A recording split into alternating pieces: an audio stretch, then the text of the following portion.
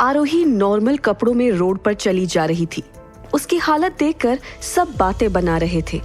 उनके शब्द आरोही को भी सुनाई दे रहे थे, पर आरोही किसी की भी बातों पर ध्यान नहीं दे रही थी। वो बस विक्रम के ख्यालों में खोई हुई थी। जब उसने विक्रम और शिवानी को हग करते हुए देखा था, जब उसे होश आया तो उसने देखा वो शादी के वेन्यू से बहुत दूर निकल आई थी।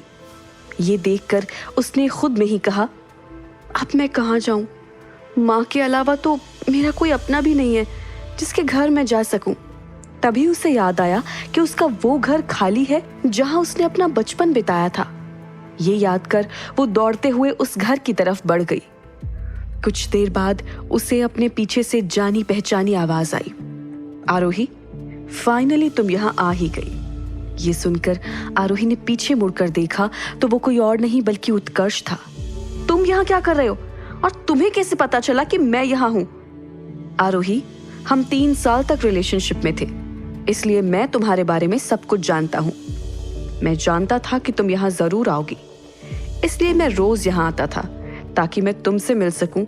और देखो, आज मेरा इंतजार खत्म हुआ। मैंने उसी दिन तुम्हें सब क्लियर कर दिया था, तो फिर तुम मुझसे क्यों मिलना चाहते हो? आरोही, तुम ऐसा क्यों प्रिटेंड कर रही हो जैसे तुम्हें कुछ नहीं पता? मैंने तुम्हें कितनी बार बताया कि मैं तुमसे प्यार करता हूँ, और मैं जानता हूँ तुम अब भी मुझसे प्यार करती हो। मैं तुमसे प्यार नहीं करती हूँ। तुम जैसे घटिया आदमी के लिए मेरे दिल में कोई जगह नहीं है। उसकी बात सुनकर उत्कर्ष को गुस्सा आ गया। उत्कर्ष, मैंने तुम्हें पहले ही कह दिया है कि मैं तुमसे प्यार नहीं करती हूँ। आरोही ने बाजू में पड़ा फ्लावर पॉट उठाया और उसके सर पर दे मारा और बिना कुछ कहे वहां से निकल गई। आरोही दौड़ती हुई घर से बाहर निकल गई। वो थोड़ी दूर गई, तभी रास्ते में एक छोटी सी बच्ची जिसकी आंखों में आंसू थे, उसने आरोही को रोककर कहा, दीदी प्लीज, क्या आप मेरी मदद करेंगी? मेरी मम्मा फिसल कर गिर गई हैं। क्या आप मेरी मम्मा को हॉस्पिटल ले जाने में मेरी मदद करेंगी? फिर वो लड़की आरोही को कुछ ही दूर एक बिल्डिंग में ले गई और एक रूम में आकर कहा, दीदी, यहाँ मेरी मम्मा है। पर जैसे ही आरोही रूम में गई, रूम पूरा खाली था। ये देखकर वो हैरान रह गई, पर वो कुछ रिएक्ट कर पाती उससे पहले ही एक आदमी ने पीछे से उसके गले पर चाकू रखकर कहा, डरिए मत मैडम, हम आपको कोई नुकसान नहीं पहुंचाने वाले। दरअसल कोई आपको पूरे शहर में ढूंढ रहा है और उसने ऐलान किया है कि जो आपको ढूंढकर उनके हवाले करेगा उसे 5 लाख का इनाम मिलेगा। क्या कोई मुझे ढूंढने के लिए इतने पैसे खर्च कर रहा है? पर ये कौन हो सकता है? आरोही ये सोच रही थी, तभी अचानक उनमें से एक आदमी ने उसके नाक पर एक रुमाल रख दिया। इसी के साथ आरोही धीरे धीरे बेहोश हो गई। ये देखकर पहले आदमी ने घबरा कर कहा, भाई ये तूने क्या किया? हमने बस पैसों के लिए ये काम किया था। उस आदमी ने कहा था कि इसे चोट नहीं आनी चाहिए। तू टेंशन मत ले, मैंने बहुत ही कम क्लोरोफॉर्म का यूज किया है। जब तक वो बंदा इसे लेने यहाँ आएगा तब तक ये होश में आ जाएगी। चल उसे फोन करते हैं।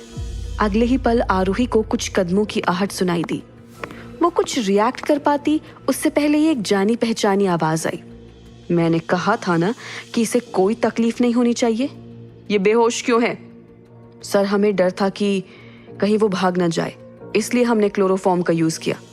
आप बिल्कुल टेंशन मत लीजिए, बस थोड़ी सी क्वांटिटी ही यूज की है।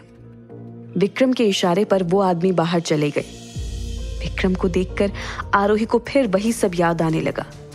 विक्रम कुछ देर तक आरोही को देखता रहा और जब उसे महसूस हुआ आरोही पूरी तरह से होश में आ गई है, तो उसने उसके गाल पर हाथ रखकर कहा, अब तुम कैसी हो आरोही? आप क्यों आए हैं यहाँ? चले जाइए यहाँ से। आरोही, तुम वहां से भाग क्यों गई? हमारी शादी के लिए सब वेट कर रहे हैं, चलो चलते हैं। मैं आपके साथ कहीं नहीं जाऊंगी। तुम पहले मेरी पूरी बात सुन लो। तुम ऐसे ही मुझ पर शक नहीं कर सकती। तुम्हें गलतफहमी हुई है।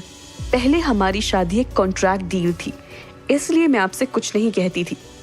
पर आपने तो कहा था ना कि आप मेरे साथ रहना चाहते हैं। लगता है वो सब झूठ था। आरोही प्लीज, मुझे बस एक मौका दो। मुझे कोई एक्सप्लेनेशन नहीं चाहिए। इतना कहकर वो दरवाजे से बाहर निकल गई। तभी उसके सामने चरण आ गया। आरोही को देखकर उसने कहा, मैंने अभी अभी आपकी और सरकार की बातें सुनी। आप उनके साथ ऐसा क्यों कर रही हैं? आपके एक्सप्रेशन से साफ पता चल रहा है कि आप इसलिए गुस्सा हैं क्योंकि आपको सरकार और शिवानी मैडम को देखकर जलन हो रही है। मैं क्यों जेलस होंगी? आपकी कांपती आवाज से ही सब साफ पता चल रहा है। पर अगर मैं ऐसा कहूं कि सरकार शिवानी मैडम को खुद से मिलने नहीं गए थे तो क्या आप मेरा भरोसा करेंगी? बिल्कुल नहीं। सरकार ये सब करना नहीं चाहते थे, पर शिवानी मैडम ने उन्हें धमकी दी थी और सरकार को जिंदगी भर एक और गिल्ट में रहना पड़ता कि उनकी वजह से शिवानी मैडम की जान चली गई। आरोही सब सुनकर हैरान थी। उसे यकीन नहीं हो रहा था कि शिवानी इस हद तक गिर सकती है। तभी चरण ने दोबारा कहा, मैडम आपने सरकार को बहुत गलत समझ लिया है। जब से उन्होंने आपके साथ रहने का फैसला किया है, शिवानी मैडम से उन्होंने दूर रहना शुरू कर दिया है। आप गायब हो गई थी ये जानने के बाद सरकार बहुत ज्यादा परेशान हो गए। उनके साथ साथ बड़ी मैडम भी बहुत ज्यादा परेशान हो गई थी। सब अभी भी आप दोनों की शादी का इंतजार कर रहे हैं। प्लीज वापस चलिए। क्या आरोही सच जानने के बाद वापस जाएगी? क्या शिवानी ये शादी होने देगी या फिर कोई और पैंतरा आजमा कर शादी रोकने की कोशिश करेगी? जानने के लिए सुनिए इस कहानी का अगला एपिसोड सिर्फ पॉकेट FM ऐप पर।